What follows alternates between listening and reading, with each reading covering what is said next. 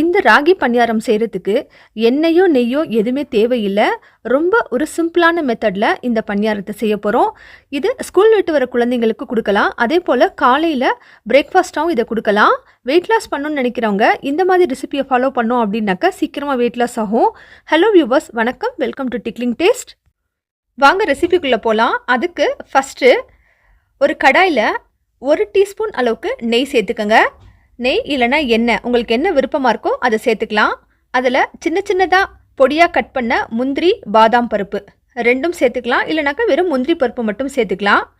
இல்லை முந்திரி பாதாம் சேர்க்கறதுக்கு விருப்பம் இல்லை அப்படின்னாக்கா அதுக்கு பதிலாக நீங்கள் நிலக்கடலை கூட சேர்த்துக்கலாம். கைவசம் நிலக்கடலை இல்லைனாலும் பரவாயில்லை, நீங்கள் அதுக்கு பதிலாக பொட்டுக்கடலை கூட சேர்த்து வதக்கிக்கலாம். எண்ணெயிலையும் நெய்லையும் நமக்கு வறுக்கிறதுக்கு விருப்பம் இல்லை அப்படின்னாக்கா நீங்கள் வெயிட் லாஸ்க்காக தான் இந்த ரெசிபி செய்கிறீங்க அப்படின்னாக்கா டைரெக்டாக நம்ம ராகி மாவுலையே சேர்த்துக்கலாம். அதாவது கேழ்வரகு மாவுலையே டைரெக்டாக இந்த ட்ரை ஃப்ரூட்ஸை சேர்த்துக்கலாம். முந்திரி பருப்பு முக்காப்பதம் வதங்கினதுக்கப்புறம் 2 வாழைப்பழம், எந்த வாழைப்பழமாக இருந்தாலும் பரவாயில்ல, அதை சின்ன சின்னதாக கட் பண்ணி சேர்த்துட்டு மீடியம் ஃப்ளேமில் வச்சு வதக்கிக்கணும்.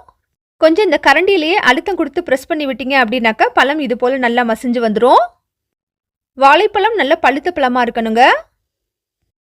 பழம் நல்லா மசிஞ்சு வந்ததுக்கப்புறம் இதில் நாட்டு சர்க்கரை 3/4 கப்பு சேர்த்துக்கணும். 200 கிராம் கப்பில் 3/4 கப்பு சேர்த்துக்கணும். ஃபுல் ஃப்ளேமில் வச்சு கிண்டி விட்டுக்கிட்டே வந்தோம் அப்படின்னாக்கா சர்க்கரை எல்லாம் நல்லா உருகிரும். சர்க்கரை உருகினாலே போதும், அதுக்கு மேலே நம்ம இதை ஒன்றும் பண்ண வேணாம். அதை அப்படியே ஆஃப் பண்ணி வச்சுருங்க. பாகுபதம் எதுவும் தேவையில்லை.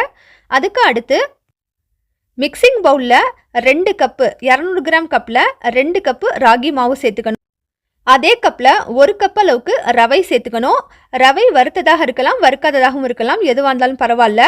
1 சிட்டிகை உப்பு, 3லேருந்து 4 சிட்டிகை ஏலக்காய் பொடி சேர்த்துட்டு இப்போது இதில் ஏற்கனவே நம்ம மசிச்சு வச்சுருந்தோம்ல பழம், அதை இதில் சேர்த்துக்கணும். இந்த வாழைப்பழம் நாட்டு சர்க்கரை கலவையை கொஞ்சம் சாப்பிட்டு பாருங்களேன், பஞ்சாமிர்தம் மாதிரி அவ்வளோ டேஸ்ட்டாக இருந்துச்சு. இப்போது இது எல்லாத்தையும் ரஃபாக மிக்ஸ் பண்ணிக்கங்க. மிக்ஸ் பண்ணதுக்கப்புறமா இதில் கொஞ்சம் கொஞ்சமாக தண்ணி ஊற்றிக்கணும். ஒரு 2 கப் அளவுக்கு தண்ணி தேவையாக இருக்கும். இப்போ 2 கப்பு தண்ணி சேர்த்துட்டு இதை ஓரளவுக்கு மிக்ஸ் பண்ணி விட்டதுக்கப்புறம் இதில் 3/4 கப்பு தேங்காய் துருகல் சேர்த்துக்கணும். தேங்காய் பீஸாக போட வேண்டாம், துருகலாக சேர்த்துக்கிட்டா தான் ரொம்ப டேஸ்ட்டாக இருக்கும்.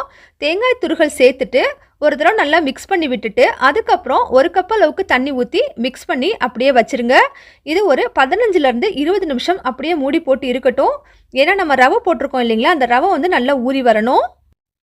15 நிமிஷம் கழித்து இப்போ பாருங்கள், இந்த கன்சிஸ்டன்சி பார்த்திங்கனாக்கா ஓரளவுக்கு நமக்கு நல்ல கெட்டியாயிருக்கும். ரவை நல்லா ஊறிடுச்சு.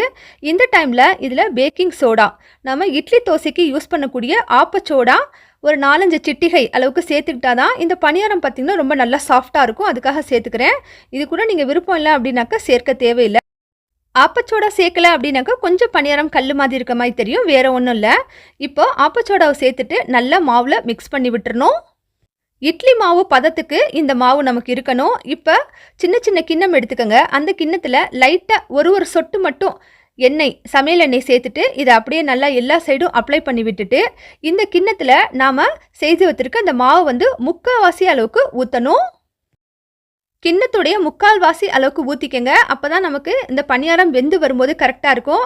இதுக்கு மேலே கார்னிஷிங்க்கு நான் தேங்காய் துருகல் சேர்க்குறேன். நீங்கள் தேங்காய் துருகல் இல்லைனாக்கா ட்ரை ஃப்ரூட்ஸ், அப்படி இல்லைனா உங்களுக்கு விருப்பமான எது வேணாலும் இதுக்கு மேலே நீங்கள் சேர்த்துக்கலாம். இப்போ பாருங்கள், இந்த ஒன்லி பாயில் மெத்தட், வெறும் பாயிலிங் தான் இதுக்கு நம்ம பண்ண போகிறோம். அதுக்கு இட்லி சட்டியில் இந்த கிண்ணத்தை எல்லாத்தையும் எடுத்து வச்சு ஒரு 10 நிமிஷம் அளவுக்கு ஆவியில் அப்படியே வேக விடணும்.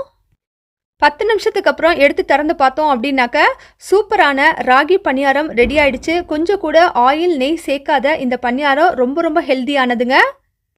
கொஞ்ச நேரம் ஆறட்டும், அப்படியே எடுத்து வெளியே வச்சுருங்க. ஆறுனதுக்கப்புறம் ஒரு கத்தி வச்சு சைட்ஸ்லாம் எடுத்து விட்டுட்டு அதுக்கப்புறம் எடுத்தோம் அப்படின்னாக்க சூப்பரான சாஃப்டான ராகி பணியாரம் ரெடி ஆயிடுச்சு. சாயங்கால வேலையில் குழந்தைங்க ஸ்கூல் விட்டு வரும்போது இது போல் செஞ்சு கொடுத்தோம் அப்படின்னாக்க அவங்களுக்கு ரொம்பவுமே நல்லது உடம்புக்கு. இது பார்த்திங்கனாக்கா போன் ஸ்ட்ரென்த்து, அதாவது எலும்புகளை ரொம்பவே வலுப்படுத்துது. இதில் இன்னுமே கால்சியம் சத்து, புரதச்சத்து, ஃபைபர் சத்து, நார் சத்து இது எல்லாமே அடங்கியிருக்கு. அவசியம் இதை குழந்தைங்களுக்கு செய்து கொடுங்க. காலை உணவாக கூட இதை சாப்பிட்லாம். ரொம்ப சாஃப்டாக ஸ்பாஞ்சியாக இருக்கக்கூடிய இந்த பணியாரம் ஈஸியாக 10 நிமிஷத்தில் பண்ணிடலாங்க. சின்ன குழந்தைகள் முதல் பல்லில்லாத பாட்டி தாத்தாவுக்கு கூட இது கொடுக்கலாம், அந்தளவுக்கு இது சாஃப்டாக இருக்கும். இந்த ஃபிங்கர் மில்லட் ஸ்வீட் ரெசிபி செய்து பார்த்துட்டு கமெண்ட்ஸில் எப்படி வந்துச்சுன்னு சொல்லுங்கள்.